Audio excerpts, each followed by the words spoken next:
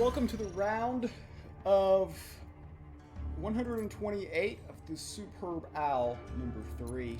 I am playing Aggro War. I think, since they're playing Thievery, probably Controlled Deception would be my guess. I don't like Tavern Brawler in this matchup. Bridge Rover is okay. Defiant Farmer's not the best open. I'm going to get greedy and toss that.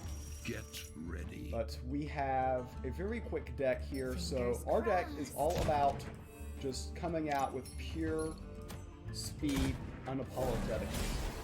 And that is how we go. I know my mouse is over the how many cards I have left in my deck. With this deck, that should not matter. They have the perfect turn 1, which is indeed Armor Lurker. These two will go face, and our Vulcan's Captain's Relic should be able to finish off this. Going first with this deck is rather annoying for our opponent. Unfortunately for us, we're holding 2 Blade of Sticks, which is a bit uncoordinated. They have the Umber Arrow, which is indeed a great card for them to have. And do they have another trick as well? A Patient Pickpocket. So they will get a Blade of Sticks, most likely. They will go ahead and pop this. So we will peel here and most likely play Blade of Sticks. Yeah, Vicious Friend. Not the card we wanted to draw here. Not the best opening hand for us. The Nightleaf Trapper could be problematic for us here as well. Have Vicious Wren for some scenarios. They're going to go ahead and try to boost up their favor to pick up the Nightleaf in the Sanctum. I might need to peel this, though. They will either get a Blade of Sticks or a Vicious Wren. How much favor are they going to gain? Increase the cost. Interesting. So they're going to make the Sanctum harder to reach. The Blade of Sticks pretty much has to peel the Dedicant, and that is not possible. The Imp will just go to the face here. Pretty simple. They will probably do something to the Imp. They had a good start with the Umber Arrow for sure. We don't really have to worry about as much of the Nightleaf because it's just hard to get to the favor. Okay, Stone Skin this is not surprising. And they generated a Valkyrie from Thievery. Very interesting. I will go ahead and play the White Fur Guard. And just go to the face, because we're thinking face, everything here. Their deck has a little bit more late game tricks than mine does. They already used the Stone Skin on this. They've got the second one, though. That is clutch for them as well. They can get some favor.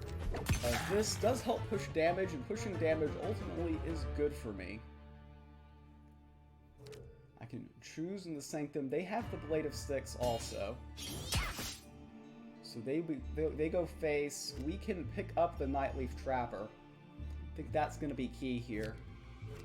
Push 6 damage. This will die. Another round, interesting. Another round is something for another turn. To say that. This goes to the face. So next turn, I'm thinking I'm gonna show them the Vicious Wren this turn. Because next turn, my thought is I'm gonna play another round, and I'm gonna use Slayer. So I'm actually gonna give them this. Free information, but I think this is accurate. Alright, we kill their Relic. They do have the Card Shark as a potential in the Sanctum here. Something for them to consider.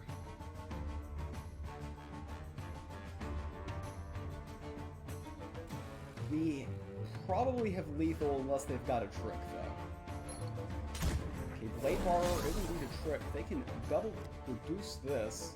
But the another round plus God Power is lethal unless they've got a little bit more juice.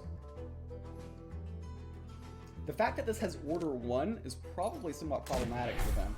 Because it makes it harder to kill the another round. We're playing defensively. Another round on the White Fur plus the Blade of Sticks is indeed lethal. And they made the Sanctum more expensive with their Ludia's Dedicant, which might be somewhat problematic. The Thievery generating some Vikings, but that's not going to be enough for them. And in game number 1, we're coming out with speed. We're coming out with a very quick So yeah, that win is about as good as you can expect.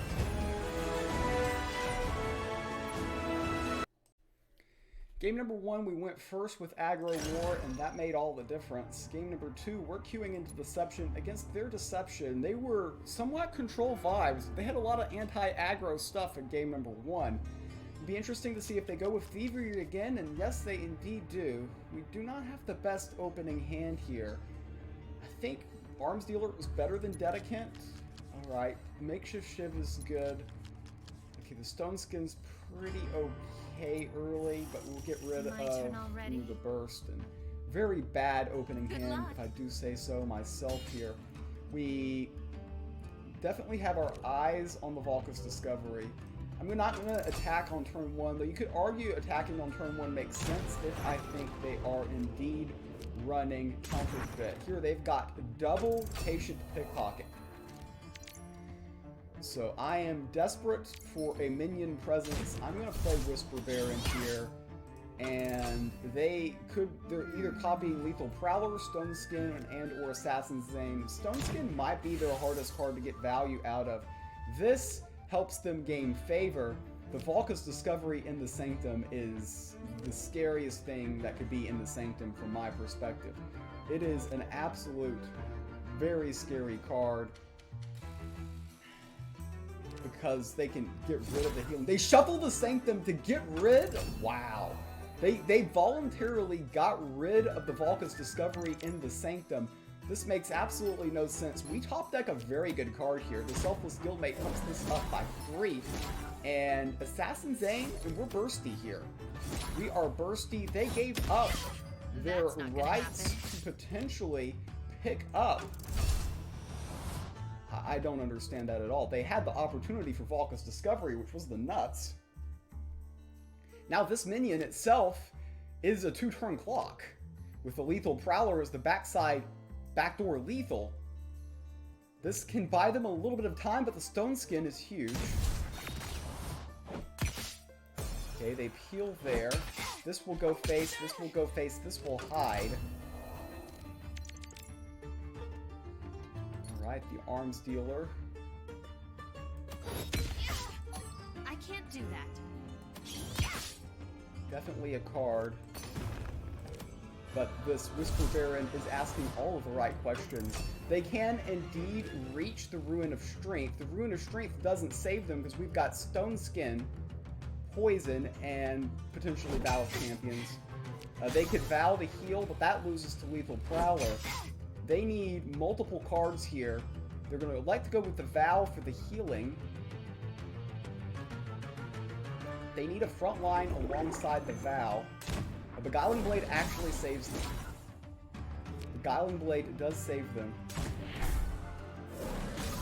Actually, my math was off there. Yeah, we were 1 point short anyways.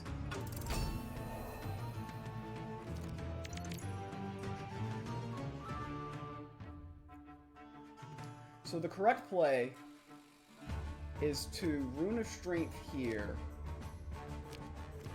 I'm doing math here. 5, 7... Okay, 7, 8, 9, 12... I think they're unlikely to have lethal against us.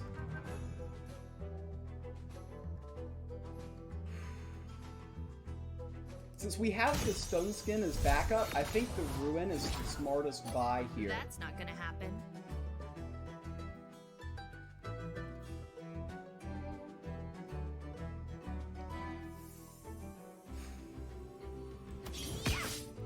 So get that.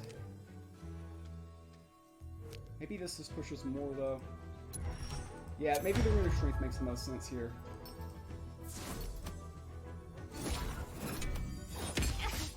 I've already attacked. So the idea is, even with the Ruin of Life, we have the Lethal Prowler. And this is bigger, so it makes it less likely they have lethal against us. And also, taking the front line makes Lethal Prowler a lot more accurate. So I think this was the right line at the end. Now, do they have a way to stop this and this? A simple front line actually does it. The trap card is Rune of Life, which is actually not an out here. They need a little bit more than just Rune of Life.